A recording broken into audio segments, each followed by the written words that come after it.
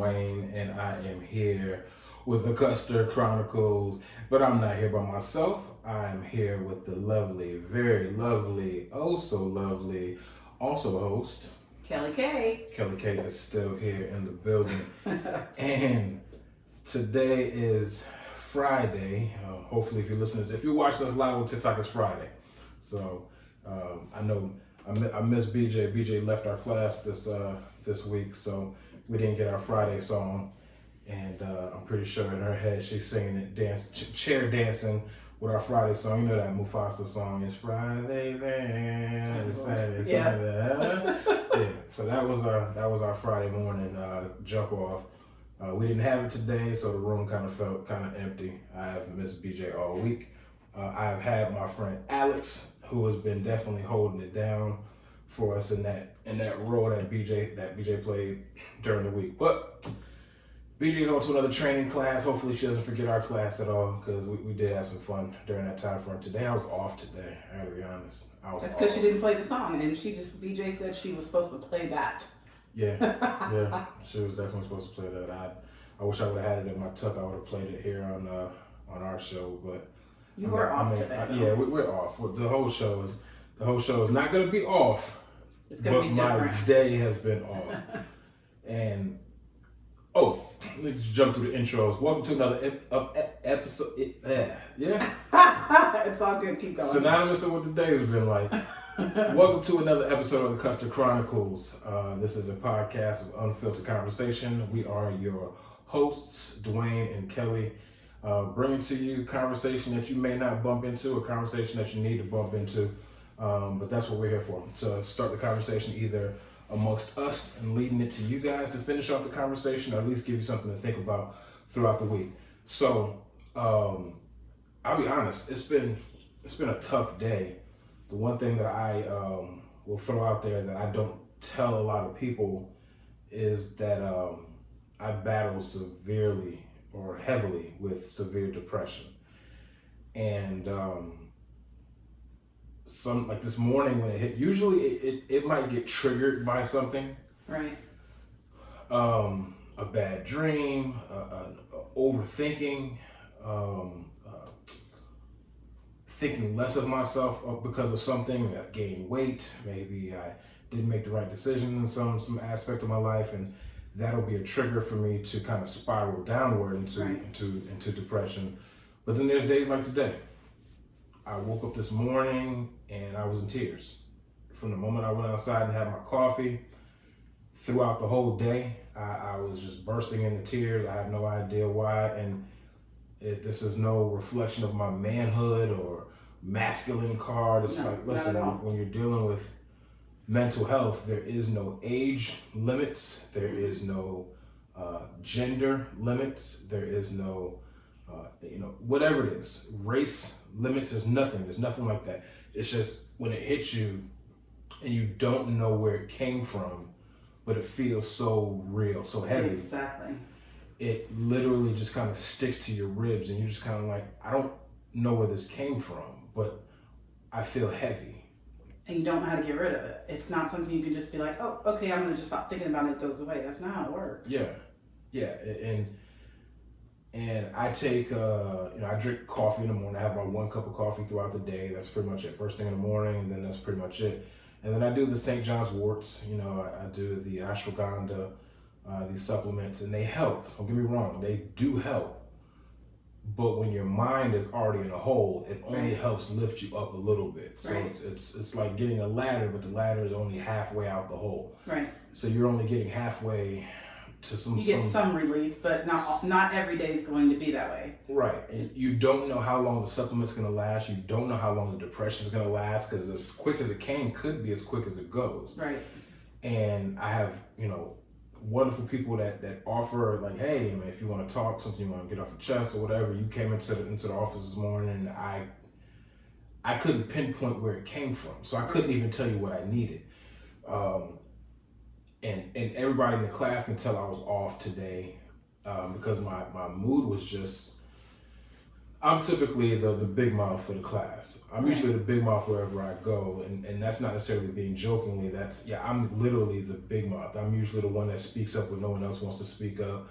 I usually am willing to say what other people are thinking. Right. I'm one to voice my opinions, even if it's not the popular opinion. I hate to say it, I'm the one that literally walks his life out like there's zero fucks to give. That's me. Right. But I'm also cultured enough to present it in a way that's professional. You're normally the life of the room, is what she said. Yeah, I typically am, and I pride myself on that because usually so for me, the one way that I've learned to battle against my depression is making other people laugh. If I could take my focus off of me and get other people to laugh throughout the day, then it feels like, okay, I'm no longer focused on me. My job now is to focus on making other people smile, which is why I chose this line of work, which is why I want to work within, pharmaceuticals, work in insurance and medicine and helping people with health issues or whatever. Because I'm like, this is the best way for me to handle and deal with my depression, is to be sort of an olive branch to other people who are trying to get solutions to their health issues. Right. That's why I got joy working in the pharmacy for the time that I worked in the pharmacy. That's why I enjoy working with people who have health issues or have to take medicine or whatever, because it literally gives my focus, it gives my depression almost like a direction. It's like, okay, he's got it worse than I do, or she has it worse than I do. She's dealing with something that's so much deeper, that's tangible, that may have a time frame on it. Mine isn't necessarily health issues, and mine isn't, having to take these life-saving medications that are, keeping me alive.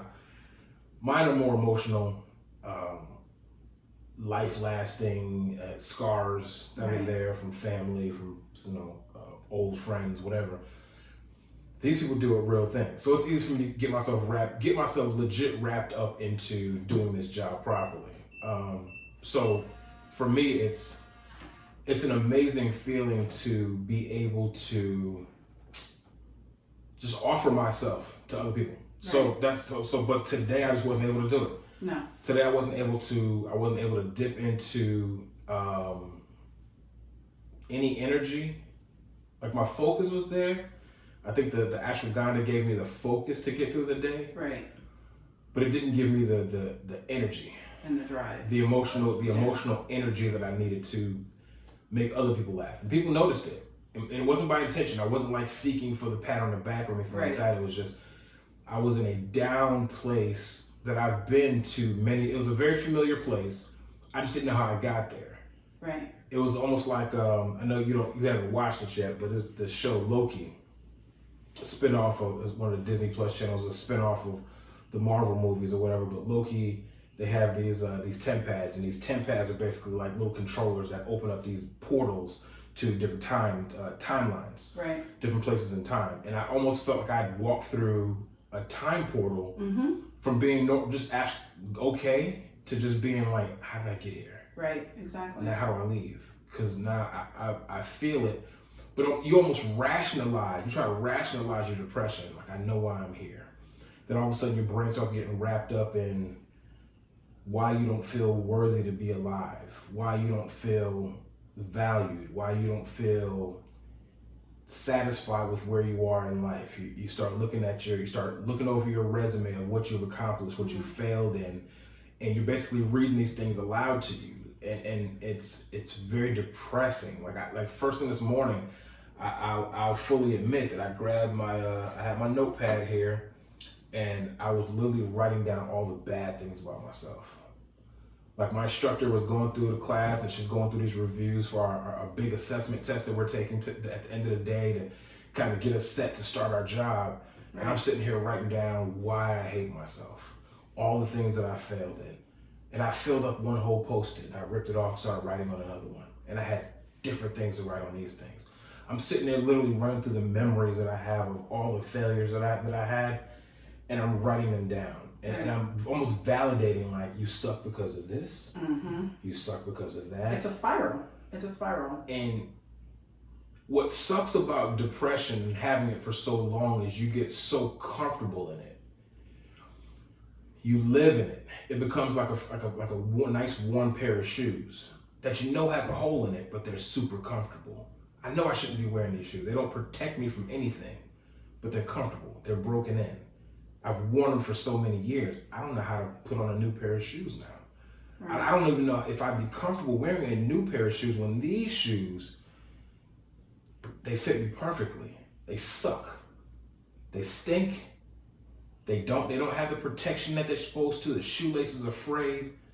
The sole is worn down, but they form to my foot comfortably. I know that if I decided to walk in these shoes, my legs, my back, my feet, everything would be aching. But they fit. They're comfortable. I don't have to break them in. That's what depression is like. So the moment you take them off, you almost feel like something is missing. It's almost like you get rid of the dark cloud that's following you, and you're just kind of like, I don't know how to function without this dark cloud. Like my depression sometimes on occasion, my depression would light a fire under my butt to start doing certain things. At the same time, it kept me humble. Right. So no matter, and this is with all seriousness, no matter how many people were telling me, oh, you're awesome, you're great, you're a good looking guy, you got all these things going for you, my depression would be like, they're lying. No, you don't. Oh, you think you starting to believe them? Remember that time remember back in the day remember that one person that said the same thing, and remember what happened with that? Remember that time that you thought that they were actually telling you the truth about how awesome you are, and then you messed up and you did. My depression would almost humble me at times, and it kept me at an even keel where I never got too big. I've been on television. I've done stage plays. I've been in music videos. I've done my own music. I've done graphic design. I've done all kinds of things and do a podcast and people, oh, great show, and I felt this off of it. I love this part, I love that part. My depression would be like, easy, slow down. You're gonna screw it up at some point in time. You always do. That's your MO. You get something, you break it. So enjoy it while you got it, because you're gonna break it. It's just a matter of time. It's just a matter of when. And who's gonna be around you when you break it. So my depression kind of, even though it's toxic, it almost became helpful. Because without my depression, who knows? I would have been arrogant, would have been a narcissist, would have been selfish, would have been less giving. I might have gotten into a different profession that only glorified me. Yeah, tell me how great I am. Tell me I'm the best sportscaster on the radio. Tell me I'm the best voice you've ever heard. Tell me that you love this about me, you love that about me. My depression said, nah, don't do that. So it was almost like, man, is depression a hindrance or is it an asset? Well, today it wasn't an asset. Today, people might have been looking for me to be that energy in the room that they needed to sparkle. I might have been the caffeine that some people in the class might have needed to kind of get them going. Right. And I'm tired. And we'll start the reviews on these assessments for this assessment, and we're doing this training all day long. But you know what? Dwayne's in the class. He'll make us laugh. Dwayne always got a funny joke. He always has a morning icebreaker to get everybody laughing and thinking and kind of loosen us up and get us ready for the day. When Dwayne doesn't say anything, they're just kind of like, oh, we haven't had that joke. Well, I get it. With Dwayne at? Because this morning was different, even with you. That's why I knew to come in. Yeah, I woke up, like I said, literally the first 30 minutes that I was awake, I was outside crying into my coffee. Look, and I couldn't figure out, and it felt so real. It wasn't like, I don't know where this is coming. And you're not a crier like that, so. Nah. At all.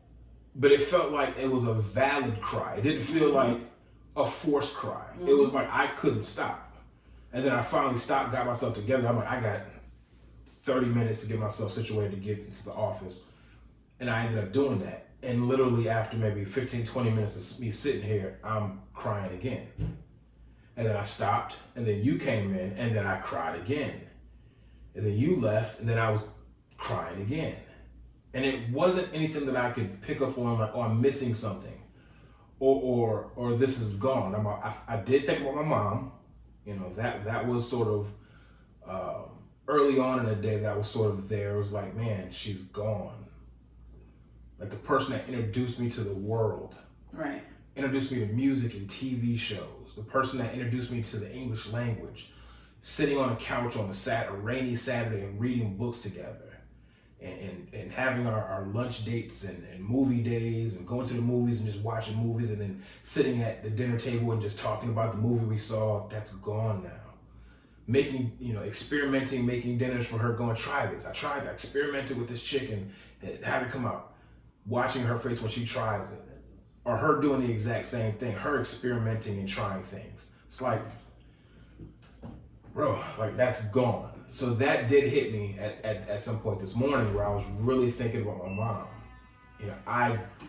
She was all that I had. Right. Dad wasn't there. Mom, regardless of what we were going through, was always there. She's not there anymore. I don't have her to tell her about this podcast. Unfortunately, it was her passing that gave me the financials to be able to buy all this equipment. But before she passed, we talked about doing the podcast. It was going to be me and her. So this whole podcast thing was birthed from conversations that I had between me and her, and ideas that she had, and some things that I haven't implemented as of yet, but stuff that I'm still trying to figure out how to do.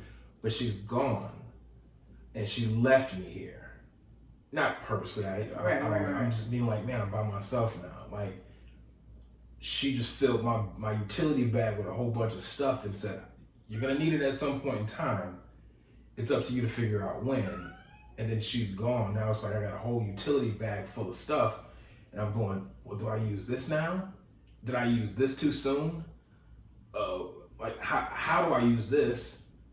It's been pretty tough. Anyway, so that's just to say, men, if you are out there, I know we're looked upon to serve that traditional role of support, leadership, holding down the household, being the decision maker, maybe even in some cases being the breadwinner, being the strong one when everybody else is falling apart. You gotta sort of keep it together enough to be able to be a support or a backbone for the household until everything is normal again. And then and when you sit back in a quiet place, you feel like your feelings are sort of negated. Like you only have a small window to be vulnerable and fractured.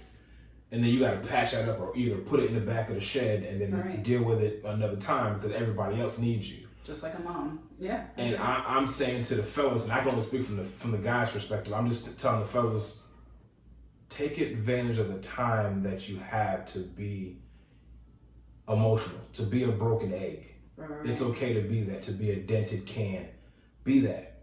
Because no one is going to protect you and your emotions and your feelings more so than you. So you got to be willing to take that time by yourself, be broken. Maybe pull that one person or two people who are the closest to you who would understand it aside and say, you know what? I don't even know what's bothering me today, but so I don't feel like myself. Right. I don't know what I need.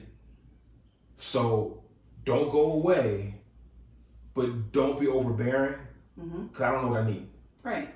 So, and but being able to communicate that is good though. Some people can't communicate that, and you're aware of it. You're aware, hey, I'm having one of those days. I'm having that moment. And you'll reassure me, it's nothing to do with you. I don't know what it is, and I'll just tell you I'm here. That's all I can do. When you're ready, I'm here. If you know what you want or what you need, let me know. That's all I can do. Yeah, and in your mind, you start going and fast forward, like, well, let me get to the bottom of this. What is the cause of this? And then you get frustrated when you can't figure out what the cause of it is. You start going, wait a minute, is it this? Is it this? Is it her? Is it the job? Is it the kids? Is it money? Is it you got to do things with the car? You got to deal with this. You got to deal with life. No, it's not those things. Now you're going through this checklist of what the problem could be. But sometimes men need to understand, just like us women, we're going through things and stuff, but you guys can't fix everything. And you have to let us know, and you have to be vulnerable sometimes. You can't do it all. Well, the dynamic of a man is you can't tell a superhero that you can't save him. Touché. So if Iron Man shows up seeing that there's a problem, you can't tell Iron Man to go home because you can't fix this. Tony Stark is going to go, no. I got this suit. I have this intelligence. Right. I'm prepared and built for this. There's got to be something that I can do. But you have to let yourself have those bad days. You have to. That is true. That is true. You got to give yourself grace with that. If you don't, you're going to drive yourself crazy. Well, that's the truth too. But what I realize is that these mental distress signals don't just attack men; they attack women as well. Exactly. Now, the thing with women, you correct me if I'm wrong though, but the thing with women is that yours are a lot more diagnosed. Yeah, we get diagnosed a little bit easier. For example, for me, I have depression, of course, and anxiety, but I also have something called P.M.D.D, which is not like PMS. It's before your cycle, and it's about 10 days right before your cycle. You're irritable, you're nervous, you have like a lack of control, you can get angry, you can have insomnia where you can't sleep, your moodiness, you have a poor self-image, you're confused, you can't pinpoint everything. You just can't. And it's such an out-of-body experience for a woman, it's very hard to explain to someone else. When I met you, I told you right away, hey, I have this situation, this is what it is, this is how I handle it. I'm well aware of mine, but there are some days that I can get, like you just said, extremely sad. Don't know where it's coming from. Can't even get out of bed. I can get to that point. There are some days that I just feel anger. Don't know why I'm angry, but the slightest little thing can set me off. It could be, I've gone from the stages in life, when this first started happening to me, I got from the stages in life of where I was waking up in the morning, little things were triggering me to where I was yelling at the kids, yelling at my husband at the time, just very anxious and nervous, but everything bothered me. I didn't know what it was. Slowly started tracking it, realized it was coming before my cycle, and eventually was diagnosed with this. At what point in time though? After how long? You're talking about 5 to 10 years of this, of like tracking it and not knowing exactly what it was, thinking, oh, I'm just fixing to start my cycle. This is just what women go through. We just get irritable. No, this was on another level. They tried to put me on birth control. Oh, this is a hormonal thing. We'll put you on birth control. Made it 10 times worse. So now you have a chemical imbalance where she really can't help it. You're in a relationship, you have kids, you have a job that you're functioning at, but you also are getting triggered and you're making wrong decisions, and like, it's awful. It is awful, awful, awful. Now, becoming aware of it and knowing that I have this, I'm well aware that I can track it. I know when it's coming. The anger part barely hits me anymore. I really don't have that anymore. I was able to kind of control that by knowing, hey, I'm going into these 10 days, this person's bugging the shit out of me because of that. Normally they wouldn't bother me, but I could probably rip their head off right now. So I'm just gonna walk away. But on the other hand, the depression and stuff like that, that gets severe. And the anxiety gets severe. For example, one day this week, woke up not feeling myself because I'm going through that 10-day area. Not feeling myself, ended up crying. You asked me what was going on. I couldn't tell you. I don't know. I couldn't tell you, couldn't pinpoint it, nothing. Then the cat ended up peeing on my hardwood floors. So you had to go to work. So now I got to clean this up. So I'm moving furniture, trying to do it. The chemical that I used stripped my hardwood floors. So now with my hip that's hurting because I've had back surgery last year, I'm hobbling around, I'm in tears. The kids are starting to come in and I'm fussing at them to do stuff. So now I'm screaming at them. I had a nervous breakdown. I had to walk away. But knowing that I have this, I can walk away. The problem is many women they're either not diagnosed, they don't know that they have it, or they don't talk about it because they're embarrassed. Who wants to go out on girls' night and you're the crazy chick? Because that's what you get pinpointed as. Oh, she has anxiety, she has depression. Oh, she might go off on you for da-da-da-da. Not saying that I go off on people, but it's very hard to explain to friends when they invite you out and you say yes, but then when it's time, you can't leave the house. You had someplace to go yesterday, right? Yeah. Or your friends say, hey, I haven't seen you in a while. What they don't realize is you've basically been in the house for 10 days because you just can't, you don't feel up to it to leave. Now, I do get security in the times that you go with me places.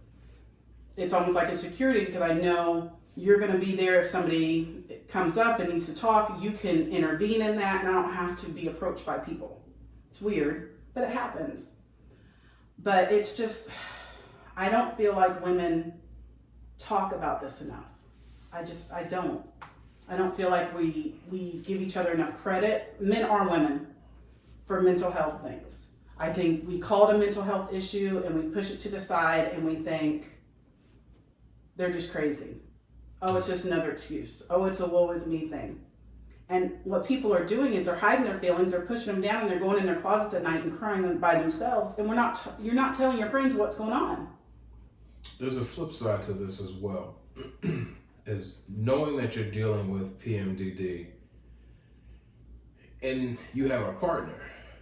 Now your partner, who is as he says that with a smile, newly aware of everything. Right. So you've been battling and dealing with the onset of the emotion, how it affects you during these 10 days, and you've been dealing with that. And you know, the almost countdown till it starts and then the countdown until it leaves. You've been dealing with that for quite a while before I come into the picture. Now I come into the picture. Where I have pretty good control most of the time over it, or I know what's going on. Right. But it took you some time to get to that point. Absolutely. But now here I come into the picture. She said I explained her. 100%. Women don't talk about this. I'm telling you, they don't. You get marked as, oh, she's on her period. Oh, it's this. Oh, she's just being a woman. She's just hormonal. Or you're a bitch. Or you're a bitch. And that's not what it is. Yeah.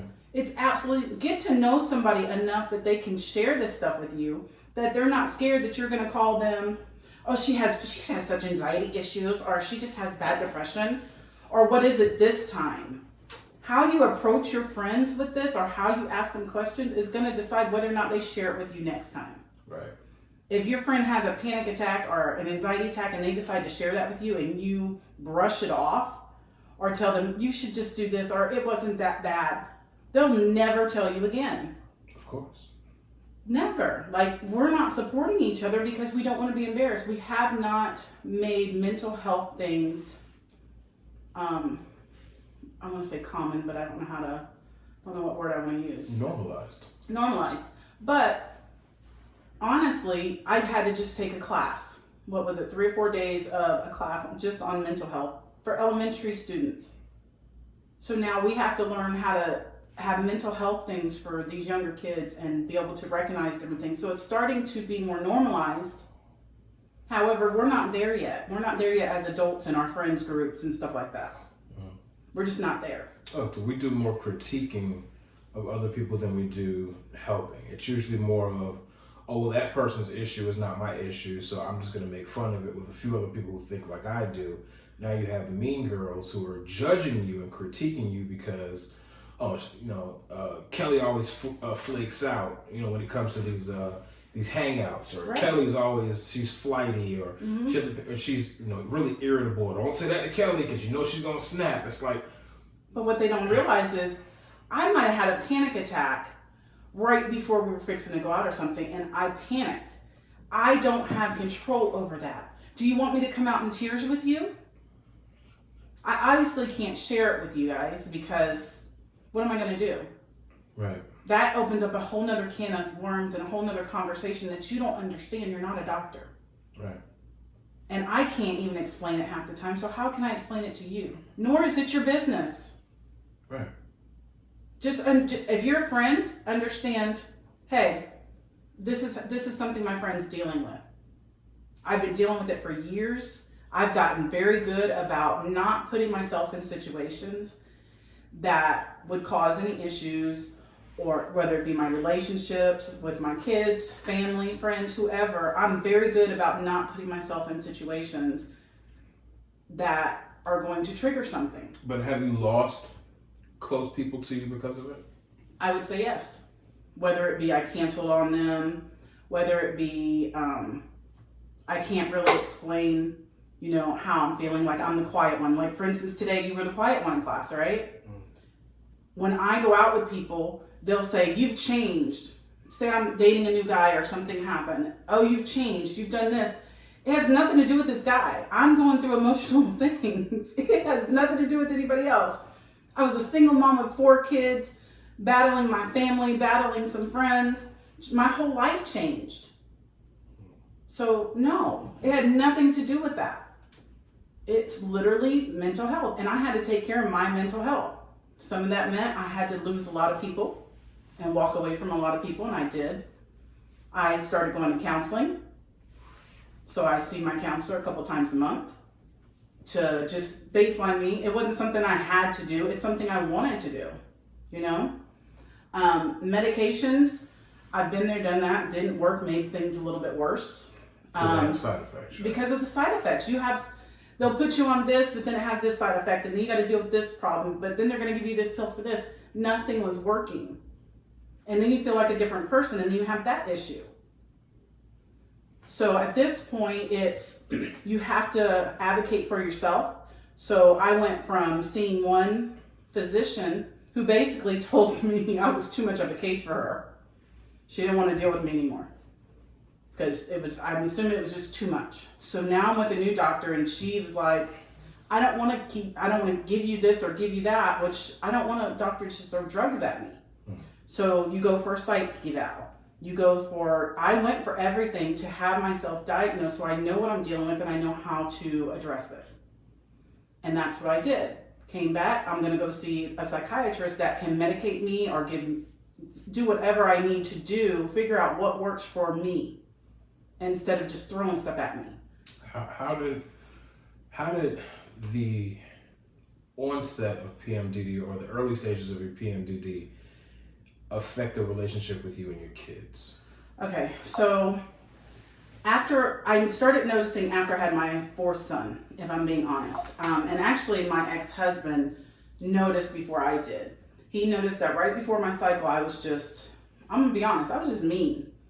You could look at me the wrong way and I was going to cuss you out. I didn't care. And I had no control. I just popped off. I was also on birth control at the time. I wasn't myself. And you could tell during that time I was not myself. So he brought up, every time before your cycle, this is an issue. What is going on? I don't know. So then we started tracking it for a couple months. Took it to the doctor. The doctor was like, this is classic P.M.D.D. I had no idea what that was. She didn't treat me for it at the time. The only thing she said was, I can give you some antidepressants, put you on Zoloft, put you on. Later on, she wanted to put me on Xanax. Let me just throw something at it that's just going to put you to sleep. But then you have all these side effects, whether it be sexual side effects. Now you can't have sex with your husband, so we're going to take that away. We're going to go, you get to the point where you don't even want to be touched on these medications. And then we wonder why we have divorce. Are you kidding me? I was not allowing myself to go through that. You're not going to cause another issue in my marriage for a medication. Let's fix it. There's a way to fix this. So let's figure it out. So then they tried the birth control. Didn't work, made things worse. But with my kids, what I was finding is, especially with my 2 older boys, they were 9, 10, around that age. During that time, I was very sharp with my discipline with them. I never abused them. However, I was very angry, whether it be cussing them out, go to your rooms, but every little thing would trigger me during that time. They couldn't do anything right. They couldn't even breathe right. Like, don't walk by me. After you realize that's what's going on, and that happened really quick, and I really quickly started realizing that went on. This didn't happen my entire life. This gradually started happening after I had my 4th kid. So it wasn't something that was just there my entire life and I was just a bitch this whole time. It wasn't like that. This just started happening like a year after I had him and gradually got bad, but it was like, what is going on? So at first, when it first starts happening, you don't even realize you're doing it till afterwards. It's like an out-of-body experience. You cuss somebody out, you do whatever. Then afterwards, you're like, I was really hard on him. It really wasn't that serious. Why did I have to be that hard? And then you're super guilty on yourself. So now you're going to apologize. So for about a 6 month to a year period, it was that way for my older boys. They dealt with a lot. I'm not going to lie. So over the years, it got better. I got better about the discipline. I got better about how I approach things with them. But that was already broken. And as a mom, that's very hard to say. Because you're like, did I hurt my kid? Did I put this scar on them? But at the end of the day, I can't wear a guilt. You have imbalances. I can't wear a guilt on my shoulders for my entire life. I figured out what was going on, corrected the situation, and became a better person. What else can you do? And had the conversation with my kids. I didn't leave them in the dark. I had the conversation with them. Hey, listen, I saw people in my family treat the kids this way. I was treated this way at certain points by my mother. Has to be what she had. I said I would never be this person. I became that person, and I'm sorry. I went to them. I had those conversations with them. Yeah, but also at that age, there's only but so much they're truly going to be able to grasp and understand. Right. So it's good that you were able to vocalize and come out and give them that apology, because in time they'll be able to sit on those words and things start to unravel and make sense as life goes on. Right. A lot of things like that happened with me and my mom. I wonder now, after listening to your story and living within it for a little while, I wonder how much of what she was going through was a form of P.M.D.D. Right. I don't know anything about her cycle, when it came, how long it lasts, what kind of pain she was in. Never saw it, never experienced her coming out and telling me that she's on her period or anything like that. But I knew that, she went through it. Right. But I knew my mom was always angry when I was a kid. So every little thing that I did, well, of course, I didn't think was that big of a deal, would warrant some of the responses that I was like, okay, this is a WWE exactly match. We lose our mind. Like, you're in trouble for real. Funny story about my mom. I remember one day I came home from school and I had my book bag, I had all of my books in there. And we never went too far. Me and your mother never went too far. Yes, you did. And I'm about to tell the story. I didn't go too far. So I walk in the house from school. I got my book bag on. For some reason, I got every book in my bag. History, science, social studies, everything's in my math book. You get some chunky books back then. Walk in the house, got my book bag on. I did something very small. Like, I didn't wash dishes before I went to bed last night, and I left for school. And when she got home, the dishes were just in the sink. Something like that. I walk in the door, I see a cup flying at me. Yeah, I would have done that. Cup now. That sounds about like what I would have done. It was a plastic cup, so it hit the wall and bounced off, but it got my attention. Yeah. Now I'm standing there like, okay, what? So now she's yelling, and in the midst of her yelling, I'm trying to actively listen. You hear that? You hear that, trainers? You hear that, BJ, Alex, if you're in here? I tried to actively listen to see what it was that she was pissed off about, and I couldn't. All I got was dishes. I told you, dishes. I told you, motherfucker. I got a lot of that. I ain't gonna lie, I kind of did that. Mine was a shoe. But with the one cup that came a couple plates. Oh no. So she because I think the worst thing that I could do was not apologize immediately. So I gave her the normal 15-year-old dumb face, just staring at her in silence, going, "Oh, didn't I tell you? Oh, why didn't you? Oh." So she's just like, you're not responding. Okay, maybe this plate will get you to respond. And she flicked it like a doggone frisbee. It hit the wall. I'm ducking and dodging like I'm playing a video game in my living room. She comes from the kitchen because we had the kitchen living room separation where I had like the big window thing in the middle where you can kind of, she's flicking plates and cups at me through this window. Great aim, by the way. Much respect to your mom. I don't think she was trying to hit me. I think she was trying to get close enough to scare me. But she felt like, nah, this ain't enough. She was trying to hit you. She came around from the kitchen into the living room, grabbed my book bag off my shoulder, and just started wailing on me with the book bag. Now, my mom was 5'4" at the time, maybe like 125 pounds. She was flinging this book bag at me like it was nothing but like candy, and she was hitting me with the bag, and I'm just kind of like, okay, I will wash the dishes. The whole thing took place. It was like 10 minutes. But it was like, this was about dishes. Yeah. So my mom, for those who don't know, was an alcoholic. She was an admitted alcoholic. She went to AA. I got brought to the Alateen meetings and all of that. So I had to deal with a mom that was trying to balance her life, my life, and her potential dating life all at the same time. Right. Professional life, she was balancing all that. Family life with her siblings, all that. And she was stressed out. And the bills came, she was working by herself. So imagine being a single parent trying to take care of a kid who's a boy. Now you got to figure out, how do I raise a boy to be a man? I don't know what it takes to be a man. I had a hard enough time getting raised to be a woman. So now she's frustrated at every mistake that I make. So if she had P.M.D.D, I did everything in my power inadvertently to add fuel to the fire, because she was just like, because all it takes is a trigger. It took little small triggers or things that we didn't like. You didn't clean up a certain thing, things that we told you to do. Breathing. Because I'm pretty sure I got yelled at for breathing. Yeah. Anything. It makes you crazy, and you already feel. Here's the thing. When it comes to this, we feel bad enough already. I don't need you telling me, oh, your PMS coming on. Yeah. I will punch you in your face. I don't do that. She didn't have to punch me in the face. Like, nobody wants nobody wants to hear that. Yeah, that's true. But when you're talking about mental health, for example, my diagnosis, and I'm just going to put it out there and just be honest, ADHD, and anxiety, depression, and P.M.D.D.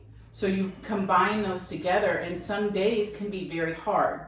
Some people get mad at me when I'm really quiet. I'm trying to keep my mind right. It has nothing to do with you. And somebody asked me, well, what do you need from your friends? I need you to be there when I'm ready. That's it. Don't give up on me. Continue to call me each week or text me each week and just check up on me. But there's going to be times where I have to step away. And it's for my own mental strength. I'm a teacher. I deal with kids and families every day. I have to build up that strength to go to work, to be able to deal with these families, to be able to deal with the kids, to be on their level, to be able to initiate conversations with them. Do you know how hard it is when you have these things going on to fight those things, to be able to be appropriate and make sure you're doing your job correctly? It's gotta be tough. And this is something that I love to do. I've done for 20 something years, and you were talking about last few years. Now they want to dump all this on me. Not to mention that you actually teach first graders.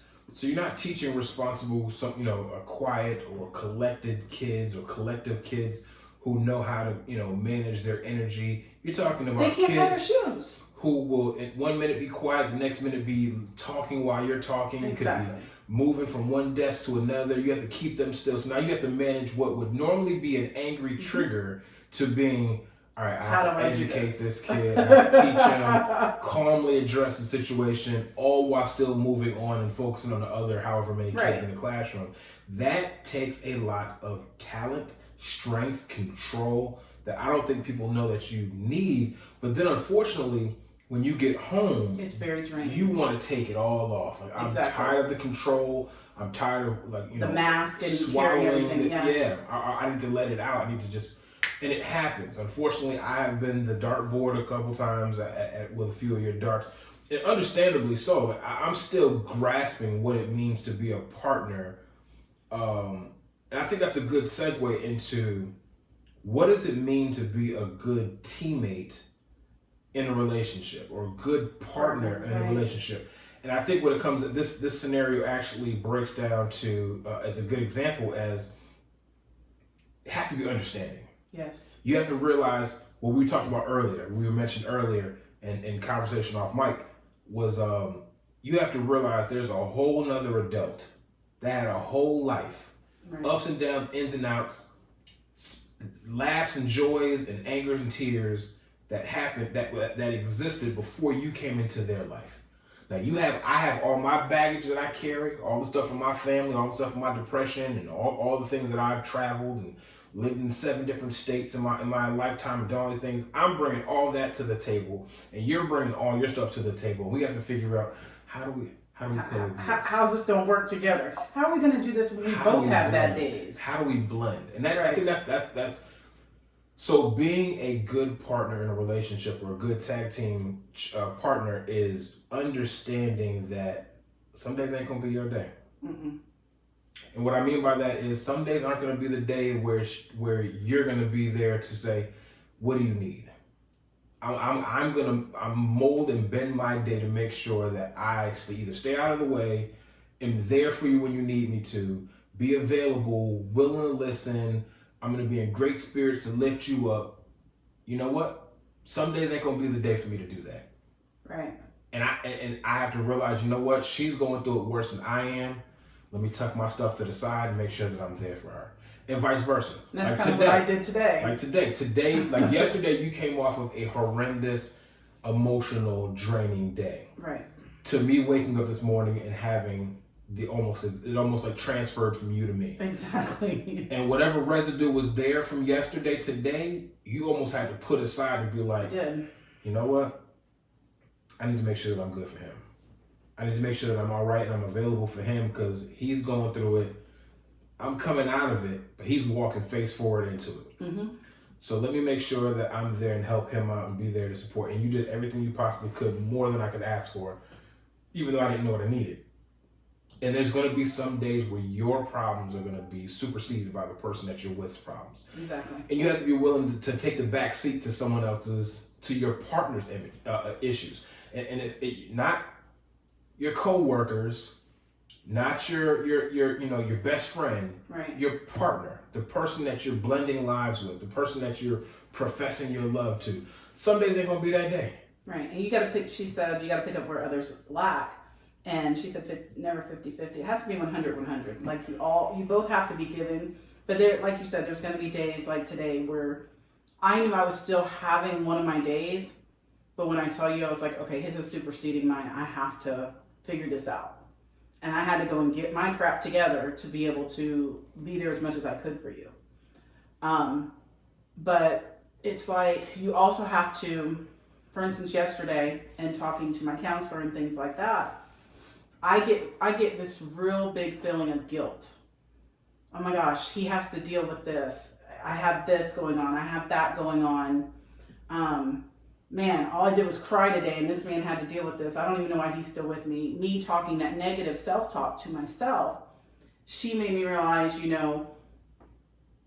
when you help me, it helps you. Because it makes you feel good. When I come and help you and I can uplift you or I can make you smile, brings a smile to my face. Makes me feel good that I helped you. You've told me in the past that all you want to do is make me happy, make me smile. You just want to make sure I'm good. And it makes you happy. Mm. So you just have to know how to mesh that together and not feel guilty about it and not be so hard on yourself.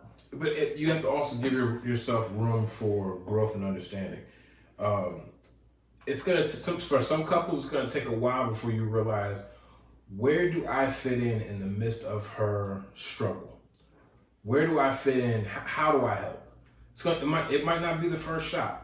It may not be the second or third shot where you figure out, okay, in the midst of her being depressed, angry, frustrated, this is how I have to be. As a man, this is how I have to be to support her. Sometimes that support could be, get the fuck out of the way. Right. Leave her alone. Offer her something. Listen, if you want to go to the mall, you want to just chill, if you want to go to the beach by yourself and just sit on the beach with a bottle of wine and just enjoy the day, I'm going to watch the kids. I'll take care of the dog. You go chill. Right. Grab a girlfriend, hit the beach, grab some drinks, just enjoy some separation. And the funny thing is, you've encouraged me. Go with your girls, go do that. And I've had, with my anxiety and the stuff that's been going on, I've had a harder time going out as much. Mm-hmm. And I really haven't expressed that in detail to my friends. But on the flip side, I know in some cases they believe, oh, well, she's with him. That's why she's not going. When you're the one over here telling me, you should go do da-da-da-da. I was trying to get rid of me. this is why I tell outside people, especially people who don't talk to you on a day-to-day basis, and then they have critiques of you, like, oh, well, he must be doing this to her. He's the reason why she won't go anywhere. Mind your business. Mm-hmm. If you know you don't talk to this person on a daily basis, there's that should be cue to say, I don't know enough about Kelly to say, or I've never even met Dwayne to be able to say, oh, she's in a relationship. He's changed her. Right. He must be controlling her. And we've had to separate from some friends because that was their assumption. Exactly. People who thought they knew us, or maybe they knew you a little bit and said, oh, well, she's different. Ever since she got with him, this is the timeline. Ever since she got with him, this has been a little bit different. It must be him. Right. It's like, but no. They have no idea the backstories or things. Absolutely. And I have I don't have to share that with you. I don't have to tell people stuff. No, and to be honest, I was doing really well up until I had my back surgeries. That, to be honest, triggered something and messed up the chemical imbalances in me. I was doing well on whatever they had me on.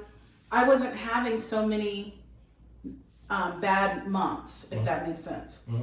Then you have these back surgeries and stuff like that, and you start getting back into life, and then COVID happens, and this happens, and stress happens, and all of a sudden, it's like every month. Like, I was doing really well. Like, I had it pretty much under control to where, okay, I know, this is going to be one of my bad days, go to work, do my thing. When I come home, this is what y'all are having for dinner. I knew how to manipulate my world for it. Yeah. And then life changed.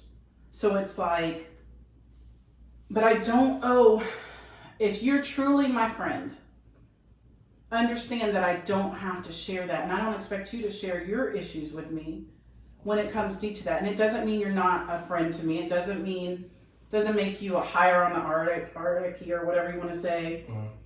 A friendship. It has nothing to do with that. Some things are super personal and embarrassing. You think somebody wants to tell you, oh, guess what? I had an anxiety attack yesterday and I just couldn't breathe. So, I had to sit in bed and breathe 5 times and 10 times and didn't do it all over again. And then, I had to take a long bath and then I had to practice my breathing again. And then I took a nap. And when I got up, I felt a little bit better. That sounds really dumb. Mm-hmm. Nobody wants to tell somebody that.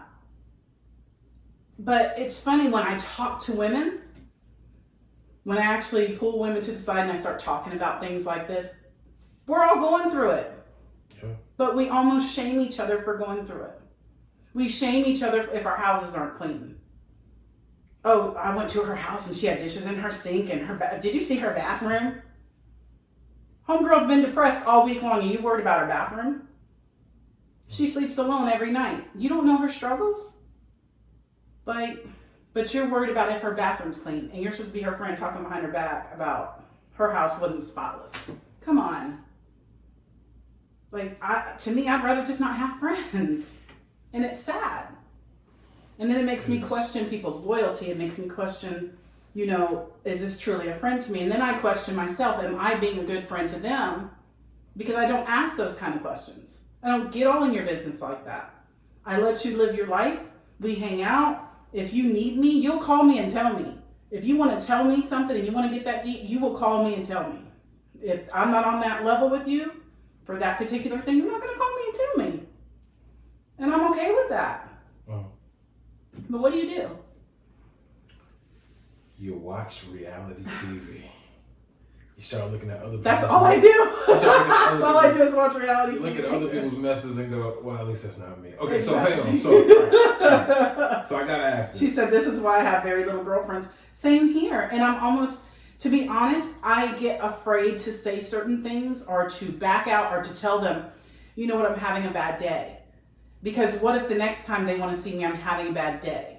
And the next time they want to see me, I'm having a bad day. Then it becomes, this heifer always has a bad day. She needs to get over herself. Then I become the gossip. Nobody wants to be that way. Right.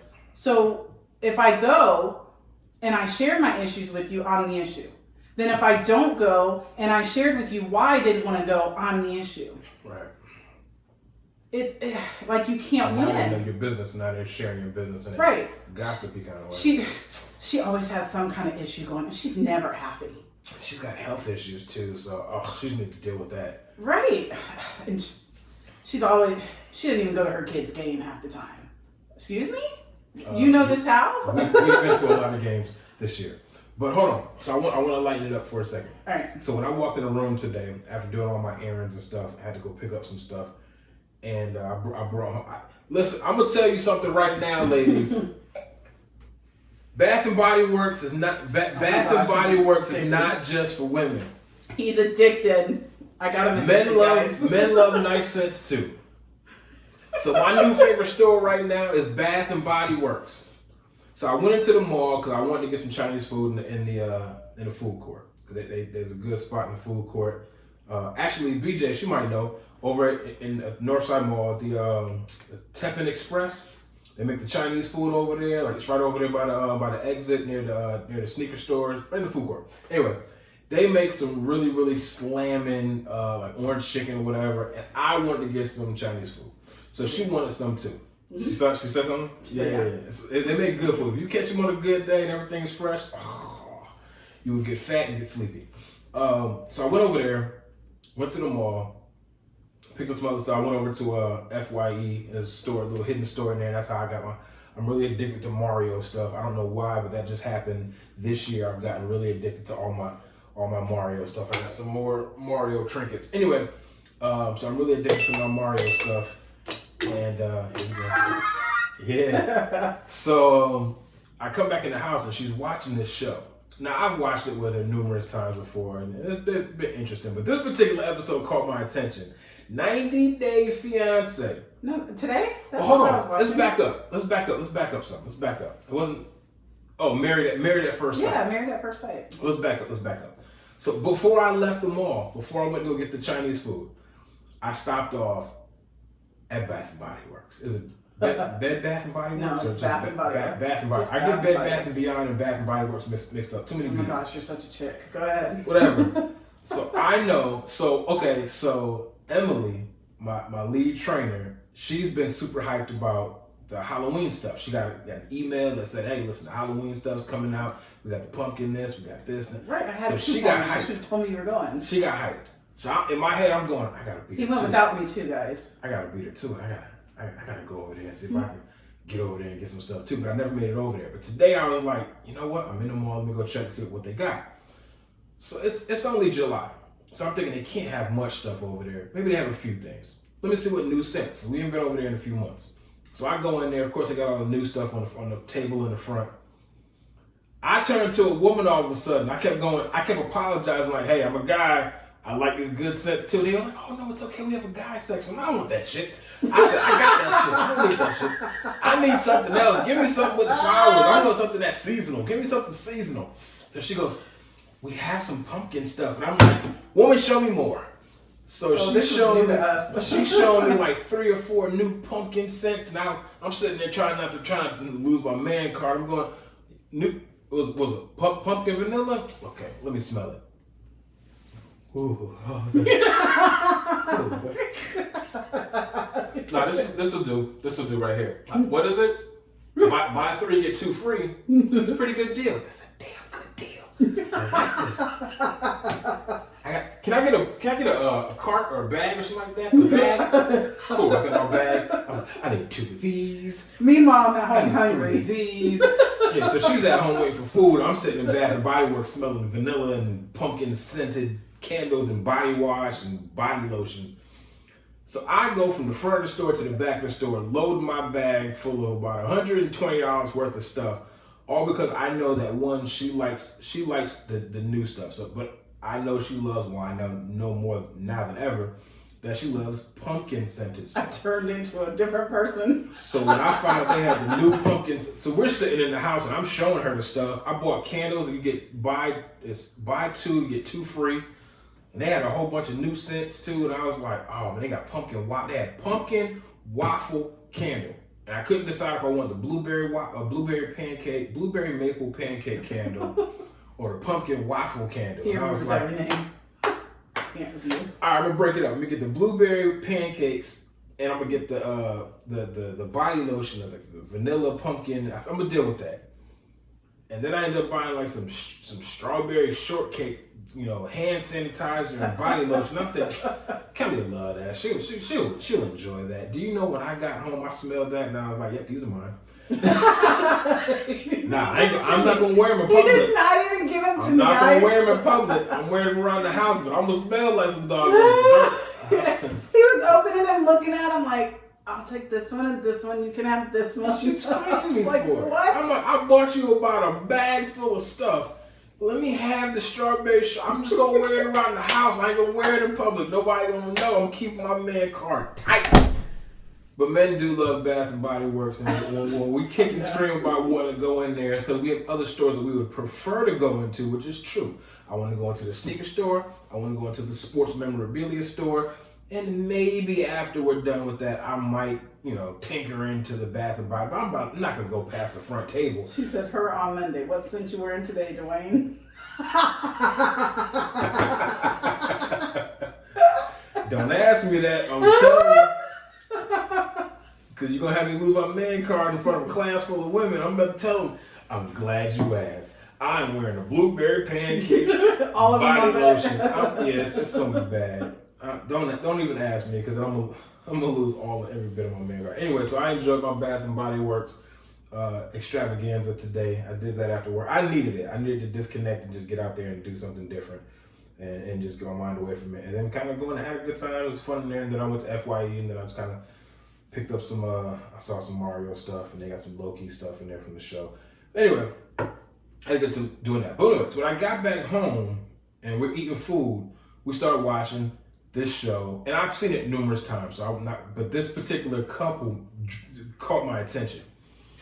First time, Married at First Sight. If you ever watched it, I think it's on not AMC, one of them doggone women channels. And there was this Asian couple. So this Asian girl, Vietnamese. I thought they were Chinese. No, they were Vietnamese.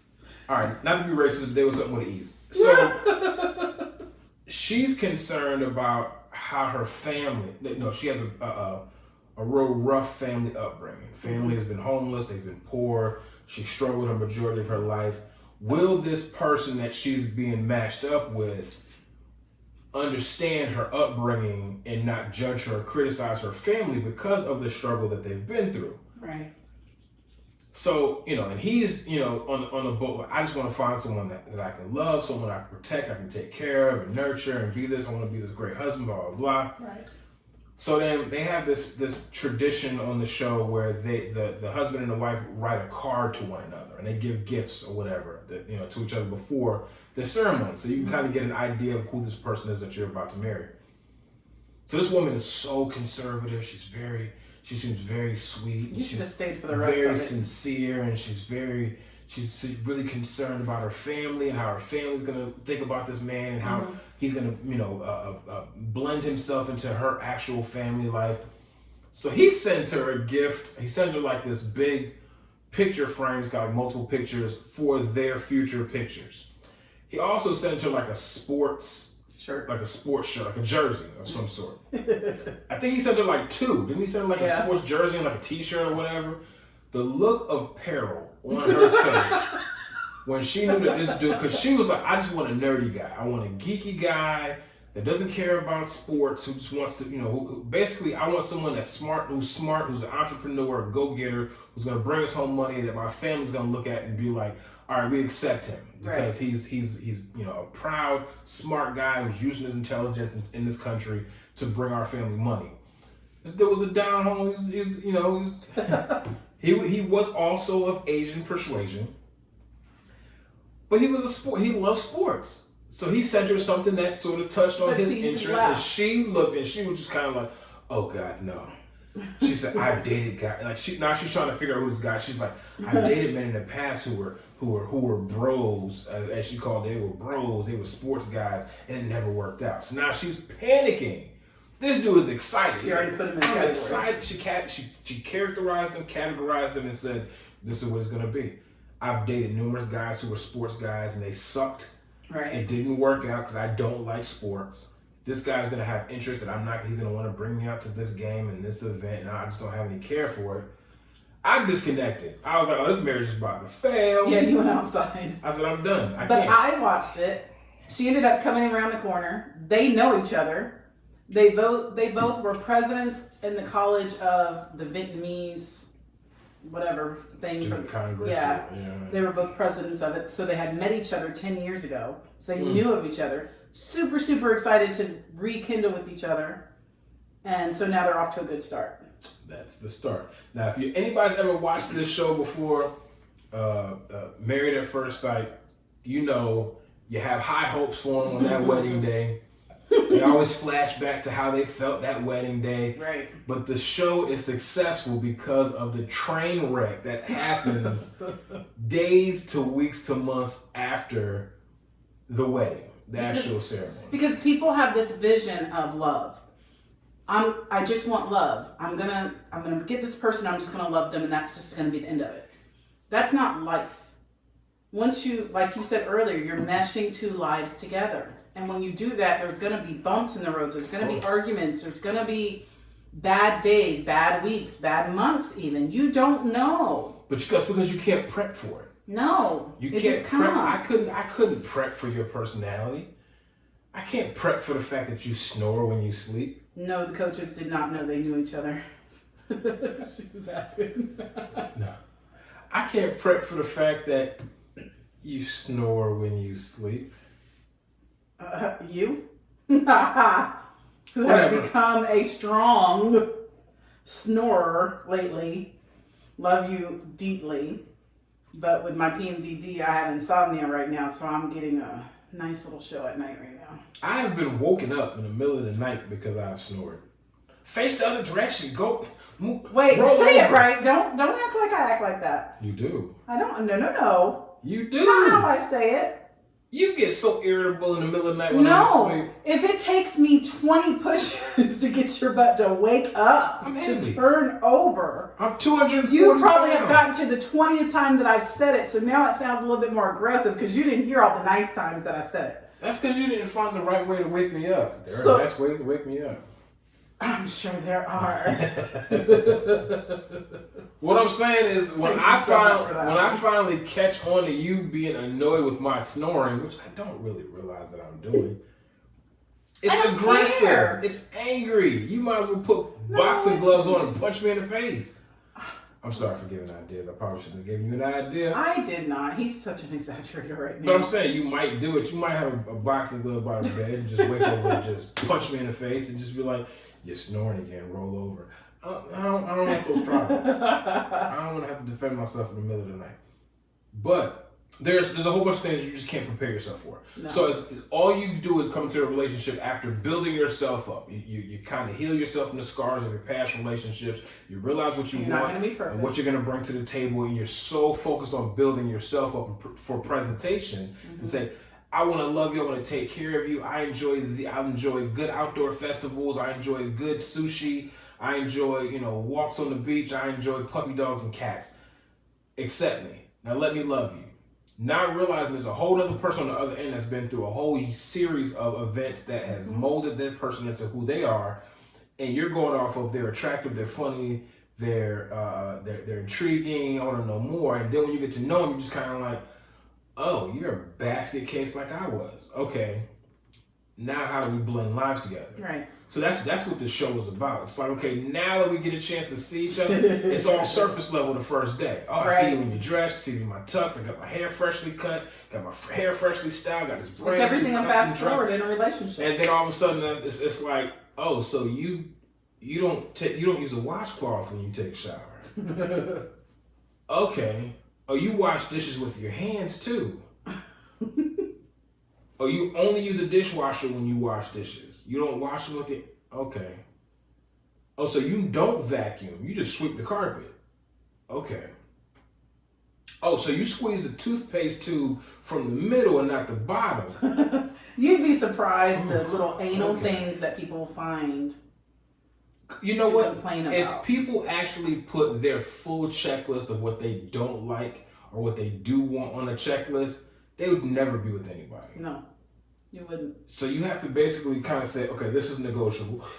This is negotiable. This is not that big of a deal. This is a deal breaker. This, will probably piss me off for a little while, like the toilet seat thing that we argued about on episode 2. That is not a relationship deal breaker, but it's annoying for some people. Right. It's like, dude, I keep going to the bathroom, put the toilet seat down. And then the dude who's smart like I am is saying, hey, your hands work like I do. Why don't you put the toilet seat down yourself? Or put it up when you leave. So I don't have to do that. He ain't crazy. He never said that. I do say that. He never said that to me. The problem is I'm respectable enough to go, you know what? I'm gonna leave. I'm gonna put the toilet seat back down. Let me pull that man card just a little bit. You never said that. My man card is on full display right now. It's not in my pocket at the moment. Exactly, I got it over here in my pocket. What I'm saying is that I do it to avoid an unnecessary argument. Exactly. It doesn't make any sense. So if somebody has an issue with how you're squeezing the toothpaste, you have a fork in the road. Do I make this an issue because it's something that's going to drive me nuts? Right. Or do I say, it's not that big of a deal. I'll just come in here and squeeze it from the bottom. Maybe they'll catch on to it. Something like that. So right. it's up to you to decide what you want to argue about. But some relationships that just like, I literally fell in love with you on your looks, or how the way you make love, or your freaky side, or the fact that you're handy, or the fact that you're really, really good with finances. And now the fact that you smack when you chew, which I can't stand. I hate smacking. Couples that are out there, if you smack, guaranteed your spouse or your partner hates it. Be aware how you chew your food. The shit is nasty. If it sounds like you're licking a jellyfish while you're eating too loud. But that's the problem. People were so surface level. When we hit COVID and people had to spend time with each other, divorce central. It rose big time. People don't know how to stay home and spend time together. They get irritated with each other. They get mad at each other. Then there's fights. You got domestic violence. You got all this crap going on because y'all never got to truly know each other. Question. For the people who are in TikTok right now, for BJ, Alex, anyone who's in the chat right now, how did your relationship either grow or get a strain on it during COVID, during the quarantine? Did it? Was there a strain in your relationship? What did you have to learn about your partner during COVID, during the quarantine, that you were like, I didn't know that about you. I have to adjust. Right. I'm curious. So chime in with that when you get some time. Because I spent COVID alone. I spent it in my mom's house handling her affairs by myself. So I was literally for a year and some change by myself. Had no one around me, literally spent every moment alone. Went to the grocery store by myself, ate by myself, had my drink by myself. She could spend every minute with Joe and not get sick of him. Aww. Is that BJ? Yeah. Yeah, sounds all right. She's just like I am. I wouldn't get sick of you. He's a handsome guy though. I've seen the pictures of Joe. Joe's a good looking guy. I get it. He's a stud. But is he the same way? Does he feel the same way? I'm sure he would say yes. Yeah, he would say this. He's smart. But it has to go both ways when it comes to that. So he's not getting irritated too.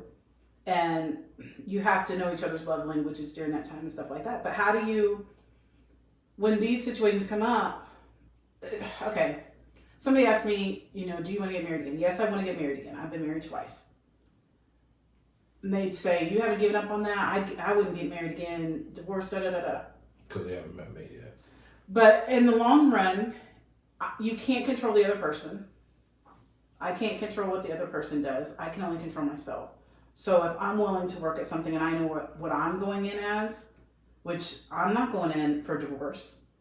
I didn't get 2 divorces because I wanted to. Uh-huh. I mean, I didn't have a choice in the matter. I had to make some decisions for the kids. So it's like, what do you do? So at the end of the day, that's what you have to do. But how are these different things being handled? And are both people willing to find a solution? For example, you and I decided, and I mentioned this when we first got together, that I wanted to do counseling, couples counseling. And I asked you, I said, would you be willing to do couples counseling at least once a month if we go deeper into this relationship, to make sure that we kind of push off any huge issues that may come arise, so that we have help if it does happen? They're like, yeah, that sounds like a good idea. We've both been through divorce. Nobody wants to go through that again. So we actually just recently started. First session was fine. It was good. I mean, we tell each other basically everything anyways. That's another episode. We'll talk about that in another episode. We tell each other basically everything anyways, and it's conversations we've already had. We're just trying to resolve or get resolutions to it. But people out here that think you're going to get in these relationships and you're going to marry somebody and y'all have never had an argument, good luck. Because you don't know what he looks like angry. You don't know what she looks like angry. You don't know how he handles his finances. You don't know how she handles hers. Are you asking them, you were talking about bathing and stuff. What's their hygiene like? Well, how are they like with the kids? What are they like with the kids? They put your kids first, or they expect you to be the primary over the kids? Here, take care of my kid too. Like, let's be real. You gotta think about all these things when you're talking about getting married. I'd rather pick fights with you just to see how you react on different things early on, so I don't waste my time.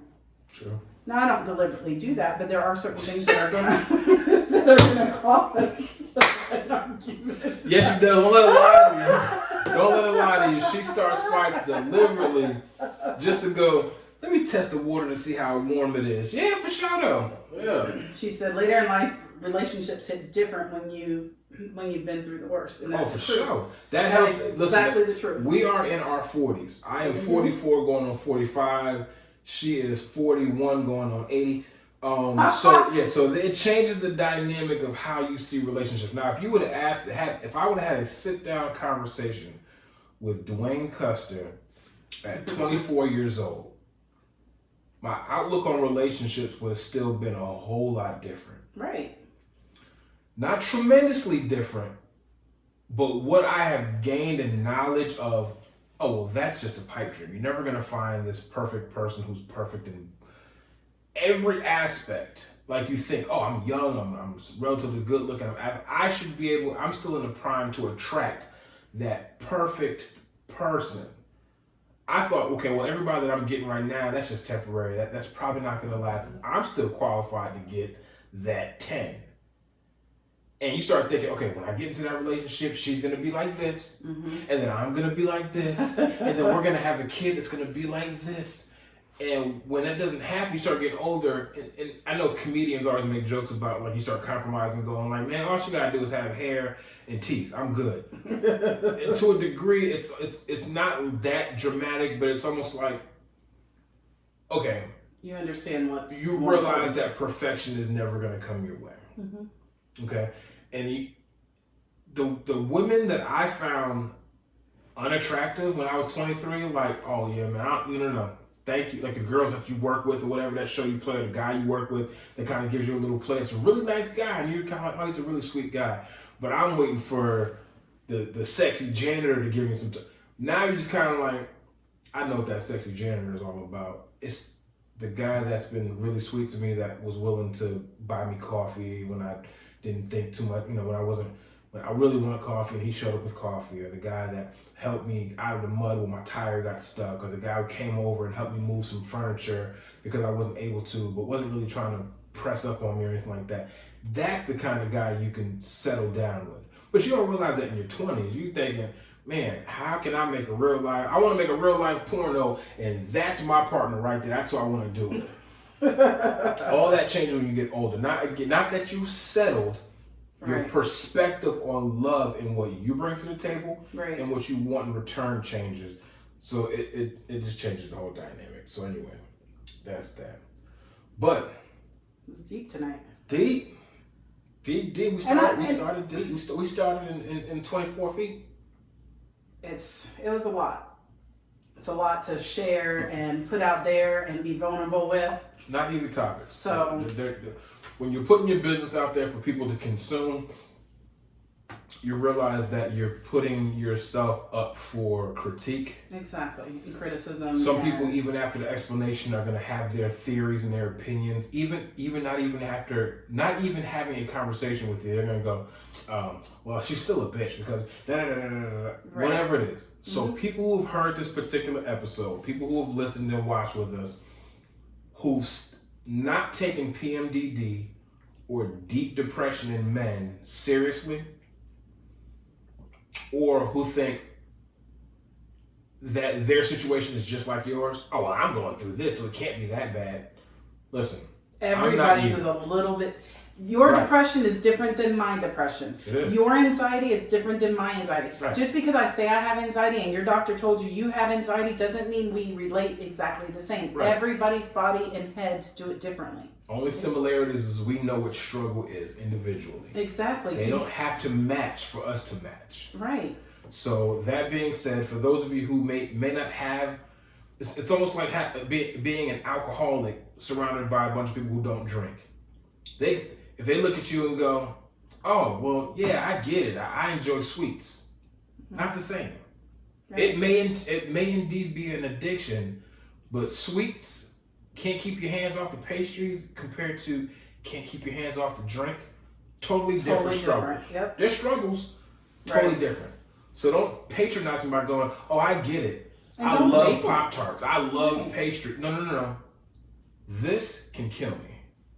A lot faster than you eating a bunch of donuts. Right. By the way, I gotta check when Krispy Kreme opens up. Tuesday. So. Krispy Kreme opens on Tuesday? Yes, Tuesday. That's what's up. I'm over there. But also, just judging people with any type of mental health or whatever, especially if they shared it with you, don't make them feel bad for it, because you don't know what their struggles are. You don't know if they have medication, if they don't have medication, if they're having a good day or a bad day. You don't. I went from being a huge extrovert person, going out all the time, wanting to be around people all the time, to basically flip-flopping. And that's not a bad thing, but it's just me dealing with what I have going on, and I don't want it to affect other people's lives.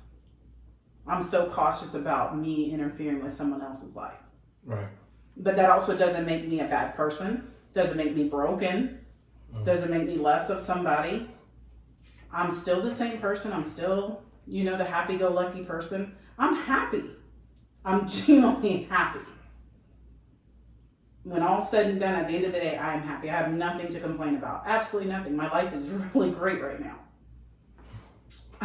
You're welcome, baby. Welcome. I can't complain about that. So you're talking about a chemical thing that's something totally different, that it's a struggle. And people just need to be aware of it. You don't need to know somebody's business. You don't need to look at them sideways. Oh, well, what profession is she in? How can she do that if she has that issue? She does a darn good job at it. Leave her alone. Yeah. Don't make her job harder for her because you're putting your input on what she has personally going on. True. As long as she's doing her job, leave her alone. Because people struggle every day. They're just not talking about it. You don't think that these higher up bosses and stuff have crap going on too? Yeah. You don't think they have depression, anxiety, drinking, whatever the drinking problem, drug problem, whatever it is? You don't think they have those issues? We're all dealing with something differently. Come here, Daisy. Come here, baby. Why are you calling the dog in the middle of the show? Because I think it's about time people see our third co-host. Come here. Come here. Listen, I have this dog. She's a King Charles Spaniel. Love her to pieces. She's a Christmas baby. She's 4 years old, but listen, this was my puppy. And this man has come in the picture, and now it's become his dog. She loves me. She loves me. She always has. She always will. Isn't that right? She lays in the office with him. Isn't that right? When he comes in from outside, she's in his face. Drives me insane. I'm like, I'm nobody. She won't go to bed until she's got rubs from me. Rubs, and he fixes her blankets just perfectly. I have to fix her blankets. They're a trip, the two of them. This is my little baby here. I love seeing her when I come out of the office because she's waiting for me. And I can't go to bed until I play with her.